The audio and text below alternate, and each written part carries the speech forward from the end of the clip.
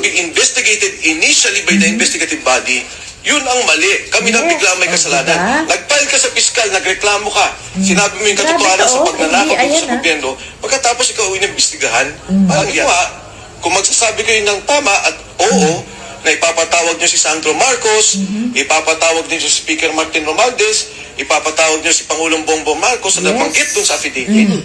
Yan, papayag kami sa totohanan at kabuwang investigasyon. Pero kung iimbestigahan yung mga tao na nagsalita, anong krimen doon? Anong krimen ang nagawa nila? At anong krimen buti na lang talaga matatalino Very sa suspicious tatapang. po ito. At and very alarming itong ginagawa nila. Yes. Na isasabi na nila, i-interviewin nila isa-isa.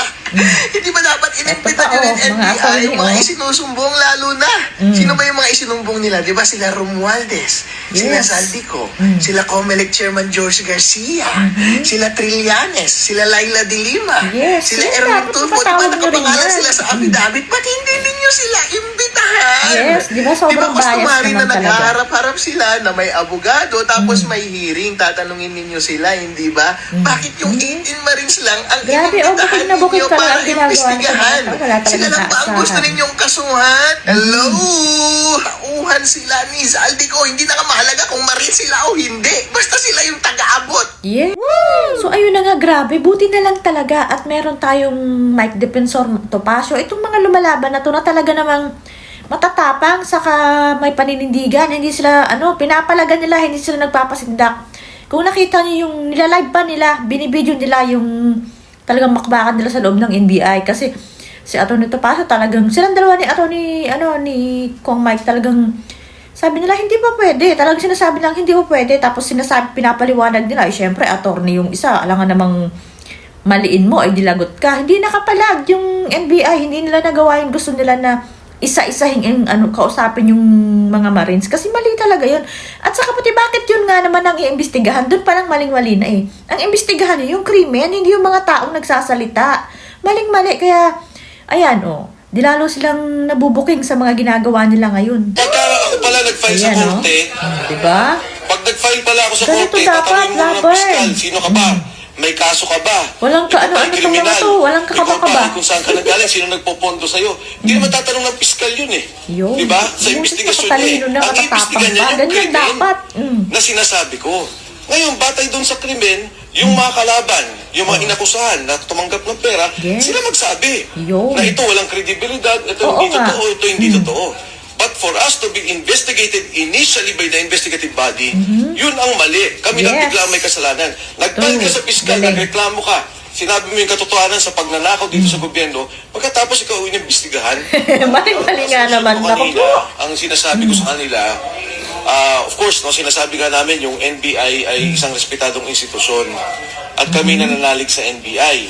Pero ang tanong ko, kung ini-establish lang yung identity ng mga tao, i-establish nila kasi kung tatanungin nila yung mga tao, sabi nila kasi hindi, may karapatan kaming imbestigahan yung iba pang labas doon sa deputization. Eh sabi ko nga, non-crime to eh. Wala namang kaso itong mga taong to. Now, if you insist that there is a crime, Grabe dapat no? imbestigahan Wala yung ito tinuturo nila sa affidavit dahil yun yung krimen. Bias na bias. Diba dalawa yung investigasyon na ginawa ng NBI dati, yung Napoles case at saka yung PhilHealth scam. So if that is the case, ipatawag nila yung tinuturo. Attorney Yes. Topacio also insisted on that. Sabi ko nga, kung magsasabi kayo ng tama at oo, na ipapatawag nyo si Sandro Marcos, Yun. ipapatawag nyo si Speaker Martin Romualdez, ipapatawag nyo si Pangulong Bongbong Marcos na nabanggit dun sa affidavit, Yes. yan, papayag kami sa totohanan at kabuwang investigasyon. Pero kung iimbestigahan yung mga tao na nagsalita, anong krimen doon? Anong Yes, krimen ang nagawa totoo. nila? At anong krimen para imbestigahan ng NBI? Very Buti suspicious na lang po ito. talaga. At and very alarming itong ginagawa nila. Na isasabi na nila, i-interviewin nila isa-isa. Alam naman nila, isa lang ang abogado ng 18. Yes. At sabi ko nga sa kanila, ano bang partisipasyon ng aking kliyente? He was not mentioned in the subpoena. Oh, hindi naman siya inireklamo. Sabi ko, kung talagang gusto nyo mag-imbestiga, bakit hindi nyo ipatawag yung itinuturo. Ba't yung nagtuturo ang ipinatatawag nyo? At i-interview Maling-mali nyo talaga ang isa-isa para bang pinagawa. sila gumawa ng krimen. Hindi po tama ito. This is a form of harassment, intimidation, and it intends to send a chilling effect to those na gustong wala na magtestigo. magsasalita Kapag kayo kapag nagtestigo, itong gagawin sa inyo. Interviewin kayo, pakatawag kayo, investigahan kayo na para bagang kayo na yung... Sumari sa True. mga Ayan, ito pa. investigation na sinasapina yung mga nagsusumbong. Tatapang ng mga tao to. Talagang walang atraso Tulad to. ng nangyari kahapon sa NBI with the 18 Marines na sila Yes. lang yung inimbestigahan at gusto pa silang interviewin isa-isa sa isang kwarto. Wow! Kita mo yan, no? Inaasar na lang kayo ni attorney. Inimbitan nyo rin NBI, mga Harold. isinusumbong lalo Pinagagawa na. nyo. Sino ba yung mga isinumbong nila? Di ba sila Romualdez? Yes, Sila ba't hindi yan? Zaldico, Takot na takot sila naman kasi Comelec imbestigahan si Chairman Romualdez. Jose Garcia, sila Trillanes, sila Laila de Lima, sila Erwin Tulfo. Di ba nakapangalan sila sa affidavit? Ba't hindi ninyo sila imbitahan? Di ba customary na naghaharap-harap sila na may abogado tapos may... Kaya nga hindi hearing, makapalag eh, mga sila, attorney yan di ba? eh. Bakit yung 18 Marines lang ang inimbitahan ninyo Yes. para imbestigahan? Sila lang ba ang gusto ninyong kasuhan?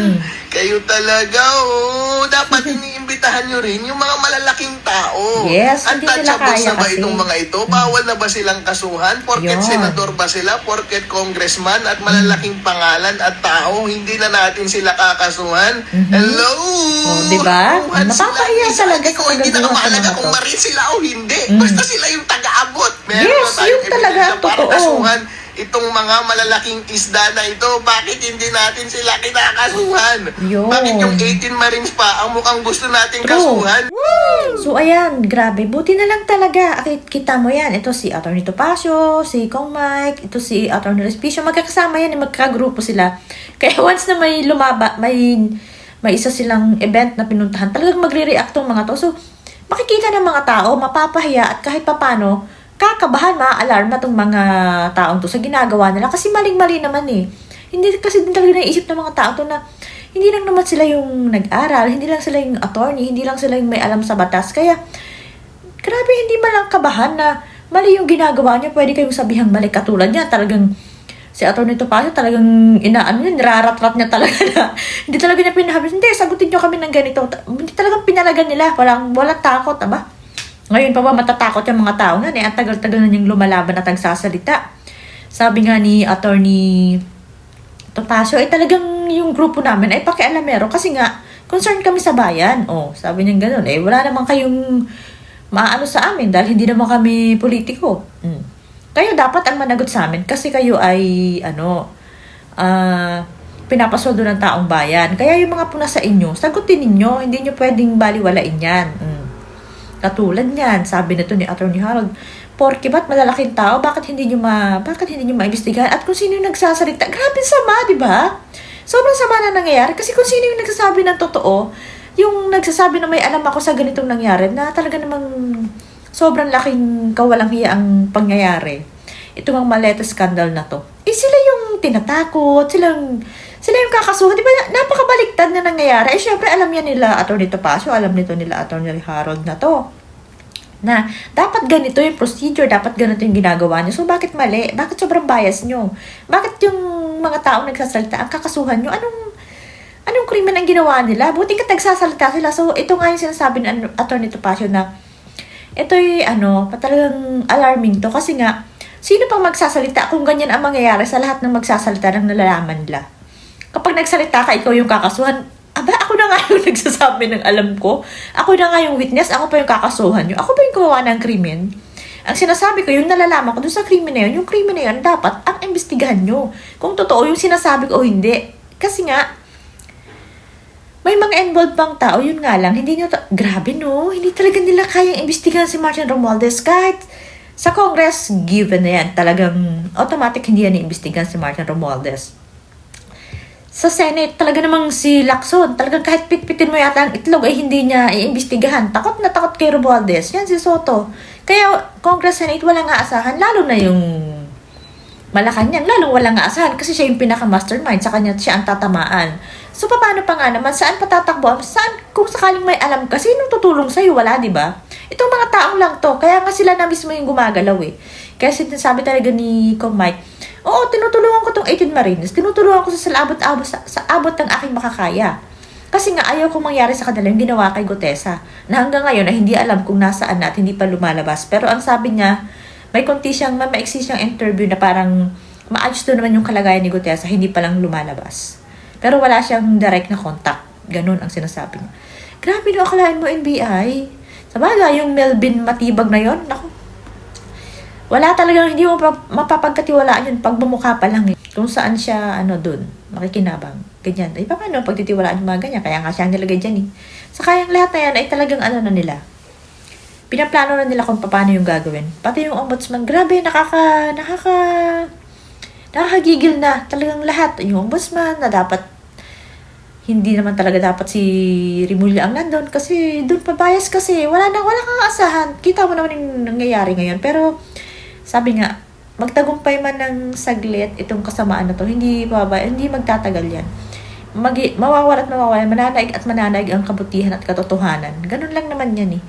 Pasasayahin kayo ng konti, pero wala eh. May Diyos pa rin kahit papaano. Kaya hindi talaga, huwag kayong kampante na kahit magkakasagwat kayo dyan na hindi kayo matatalo.